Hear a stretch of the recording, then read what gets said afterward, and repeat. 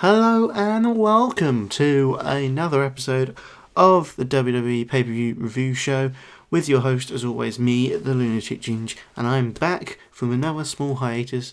I said I'd try and get one done as soon as I could, and this is as soon as I could. Exams are finished. It's peaceful in the house at the moment.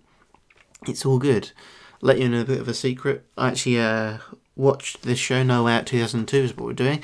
I watched it a while ago, but I haven't really had a chance to record because we had builders at our house, so it was constant noise, so there was no way that I could be able to record it.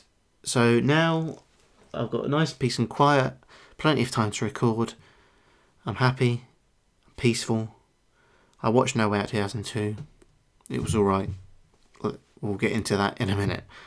So yeah, hopefully you're still all watching and / listening, because I've been gone a while. Hopefully we'll get these more on the regular now that summer's come up and I'll have a bit more of free time. I want to do that, and I've got some ideas for the future as well.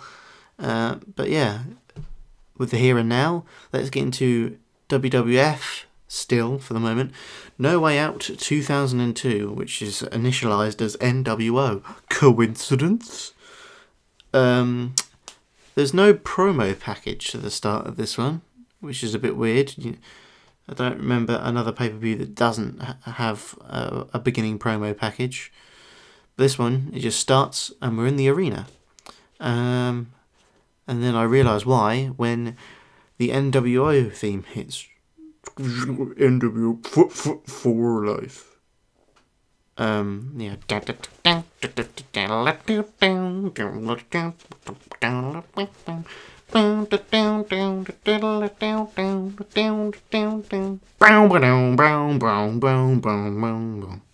Yeah, that one.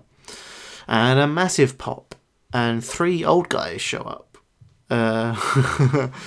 Hogan, Hall and Nash back in the Fed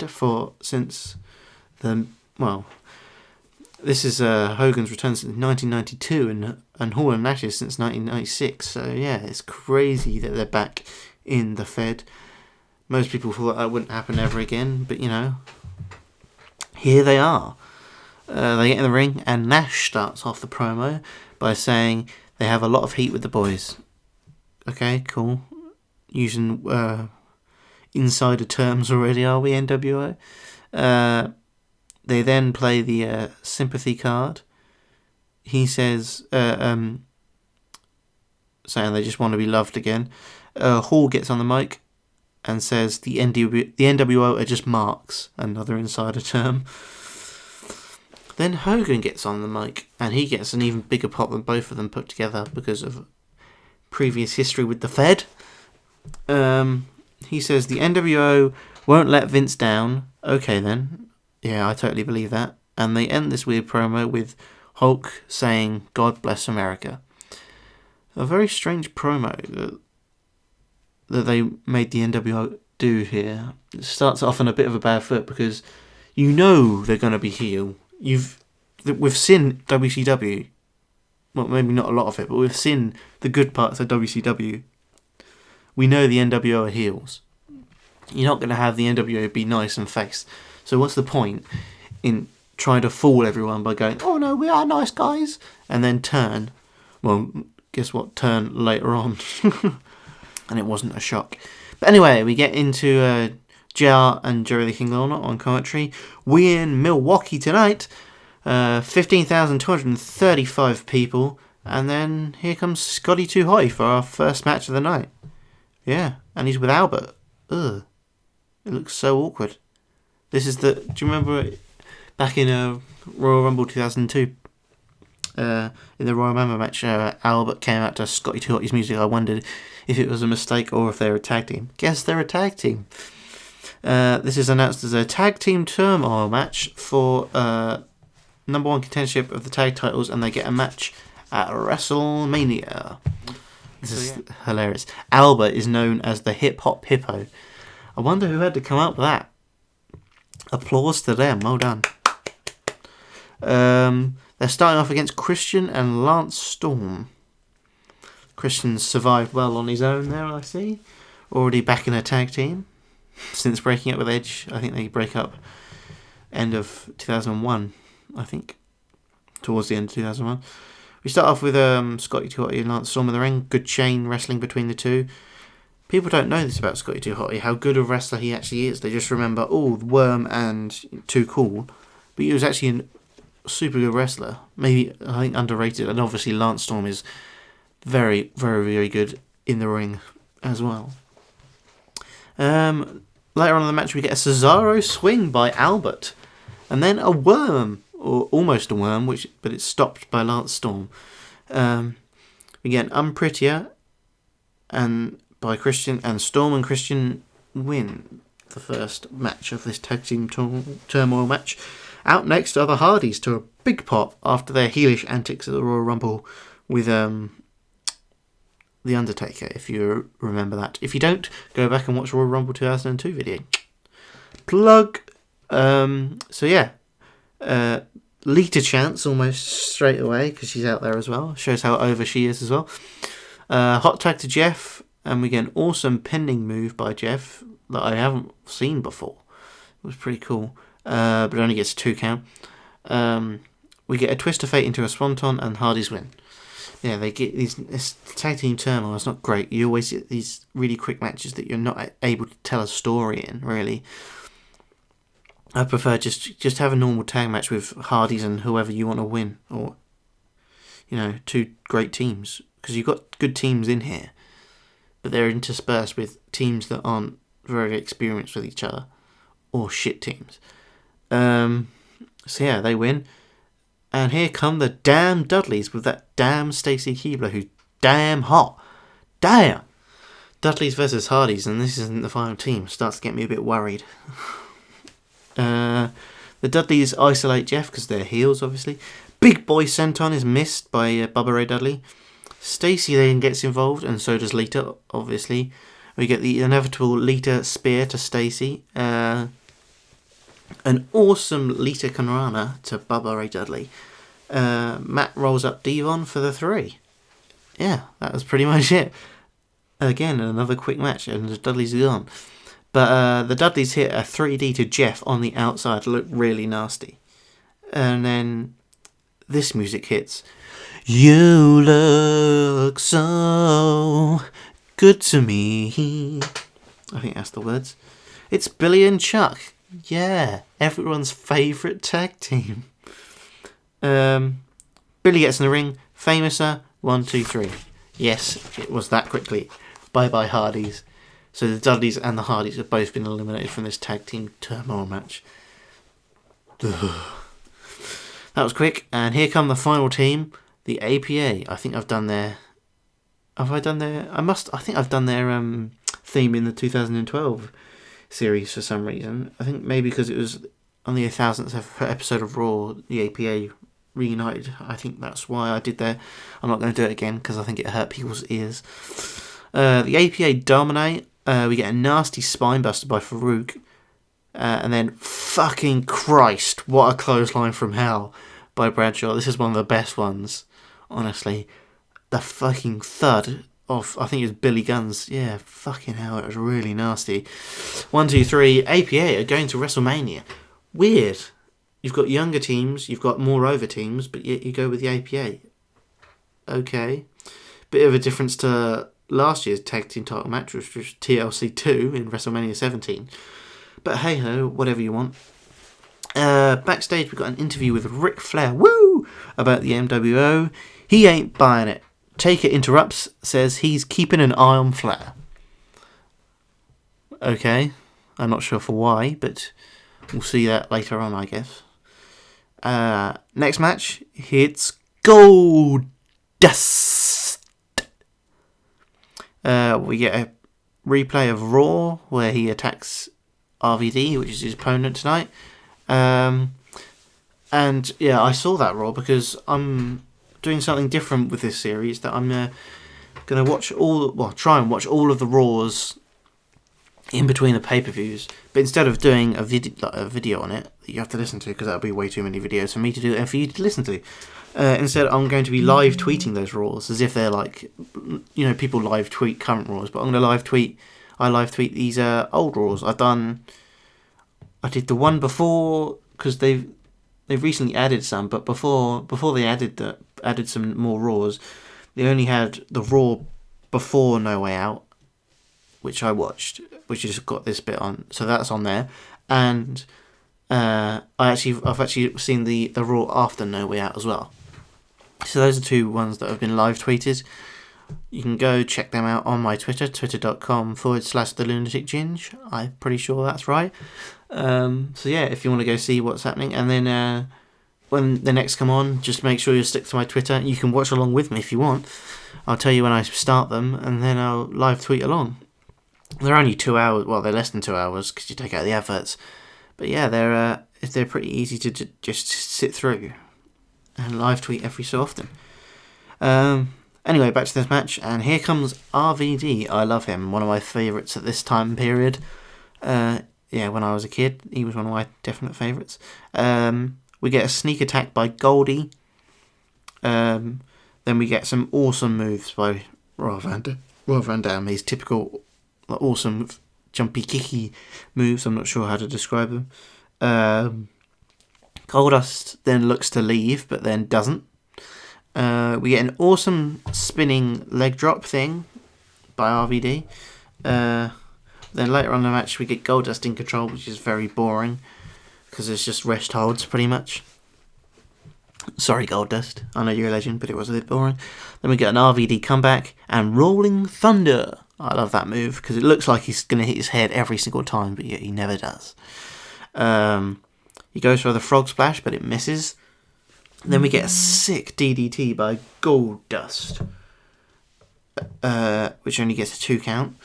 Then we get a spinning heel kick, which gets a 2 count. 5-star frog splash. RVD wins. Pretty short match. Wasn't that great, to be honest.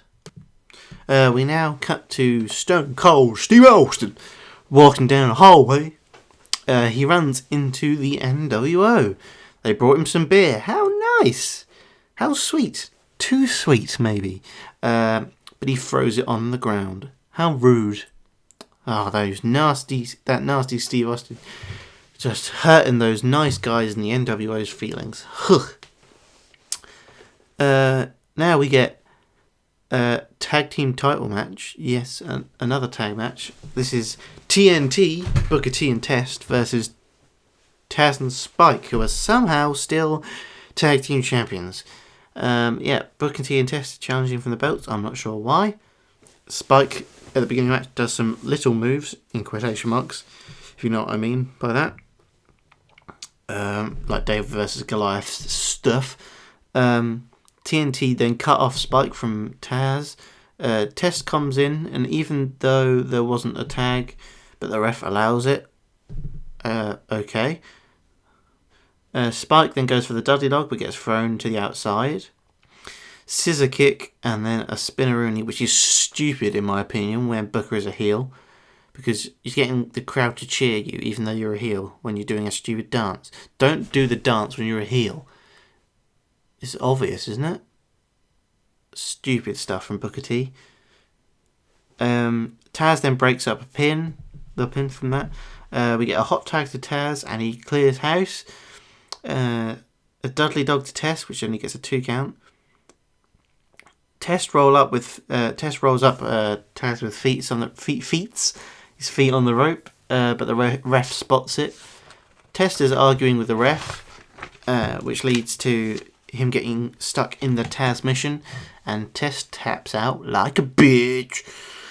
Taz and Spike still your tag team champions. Unbelievable. I don't remember this tag team run. Did they make it to WrestleMania? I hope they do now, because if they don't, that'd be harsh. They win at No Way Out and somehow lose on the rules to WrestleMania. Take a swig of drink there. And we move on to an interview with The Rock. Not one of his best, but not the worst. He says, Take It is a dead man walking. Like his theme song. Next up, we get Edge versus William Regal for the Intercontinental Championship. In what sort of match do you reckon? Let's take guesses. No, not a ladder match. No, not a no holds barred match. No, not a last man standing match. No, not hardcore. No, you ran out of, no, not steel cage. No. That's right, yeah. A brass knuckles and a pole match. That's right, yeah. Really?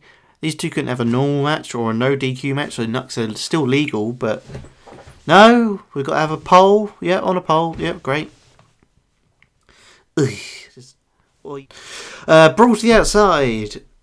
Great start. Missile drop kick by Edge, which is very nice looking. Abdominal stretch by Regal with help from the ropes. Again, great heel tactics by Regal. Edge pushed off the top rope onto the barricade. Looked nasty. And then we get a nice double hook, underhook powerbomb by Regal. So sweet. And we get a Regal stretch early on in the match. But Edge is bleeding from either his mouth or the nose. You can't really tell. He's bleeding from somewhere already. Hard way, it seems. But Edge gets to the ropes. Regal is then knocked from the top rope, but lands balls first on the ropes. Ouch. Then a botch occurs when Regal tries to powerbomb Edge on the apron, but they both sort of fall off. Looked pretty nasty. Regal grabs the knucks from the pole, which doesn't mean he wins. It means he's now allowed to use them. It's pinfall and submission, but you can grab knucks. It's stupid. Back suplex by Edge, and the knucks are in the middle of the ring. Regal kicks the knucks out of the ring, but Edge hits an Edge-o-matic for a 2 count. Spear by Edge, but he doesn't go for the pin. He goes for the knucks instead. Goes to strike Regal, but gets hit with his own knucks. Regal retains the IC belt because he had an extra pair of knucks down his trunks. Interview with Kurt Angle now. Stephanie is special ref. He says Triple H would have made a bad dad. Yeah. Kurt says he's gonna be Triple H's daddy. Very strange promo, but typical Kurt Angle. Next match, we get The Rock versus Undertaker. We get a promo package for this. It's all about respect. I don't think I've ever seen a Rock versus Taker singles match ever, I think. So this is going to be interesting, because I've never seen one before. There may be a reason why. Rock fucking tears down to the ring and starts to brawl. We get a first Booger Red mention by JR. We're keeping account of those. God freaking awful spinning neck breaker. Looked damn awful by The Rock. Taker then gets in control, which is never a good thing because it gets really, really slow. He chases off the ref and then hits a massive sidewalk slam, which actually really looked really nice. Like in, I don't know if you remember SmackDown Shut Your Mouth video game, like the sidewalk slam he did in that game. It was almost exactly the same. Awesome. Rest hold. Balls to the outside. Booger Red mentioned number 2. Then they go right into the crowd. The Rock Irish whips Taker right through a fire exit door. And then they slowly fight back to the ring. Head back to the ring. Apron leg drop by Taker. Nice.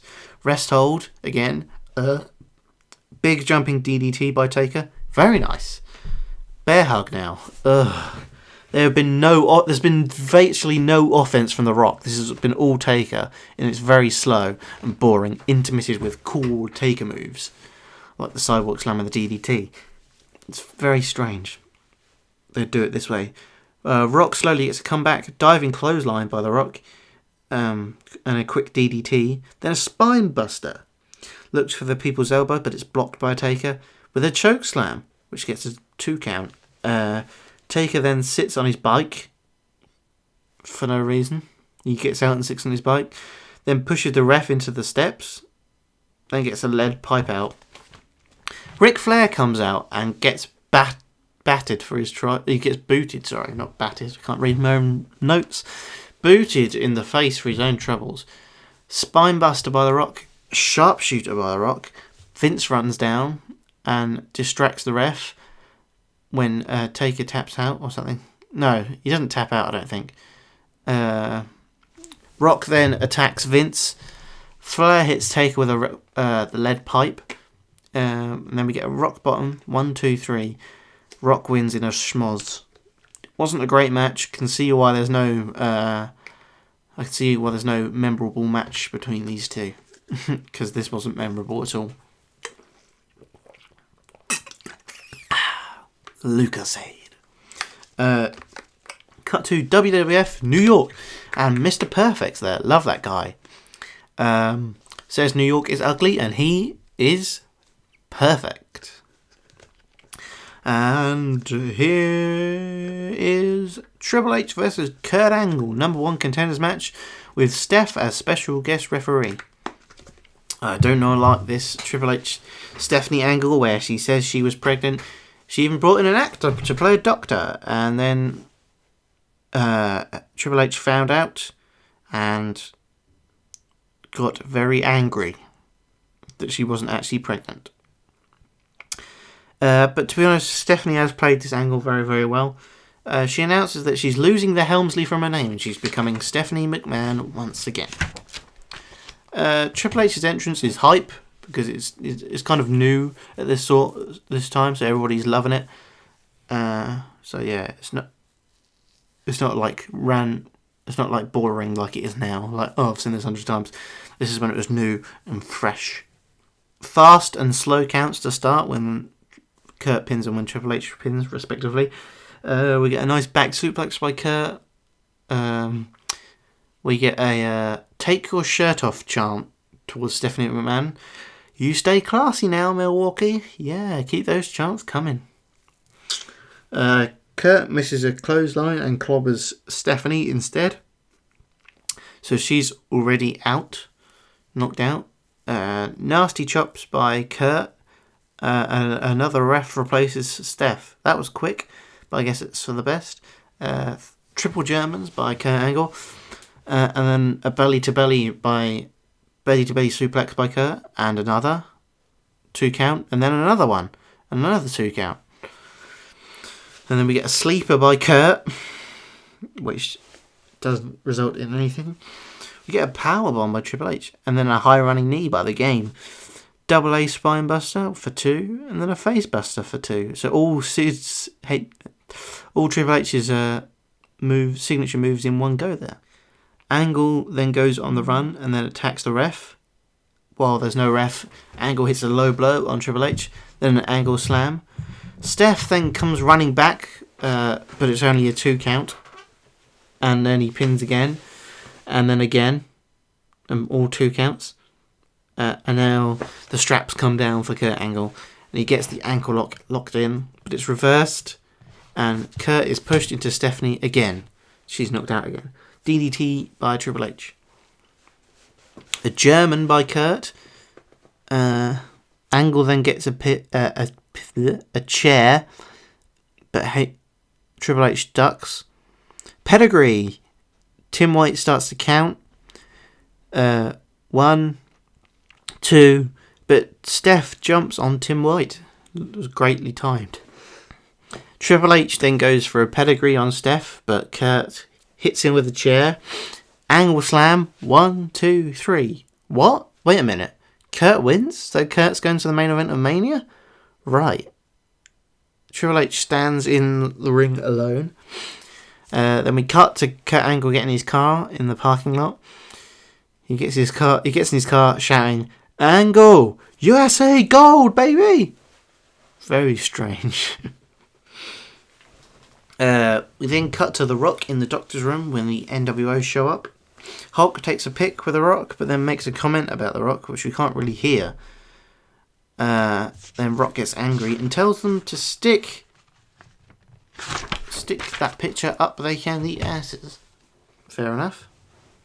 Now we get our main event. Stone Cold Steve Austin versus Chris Jericho for the WWF Undisputed Championship.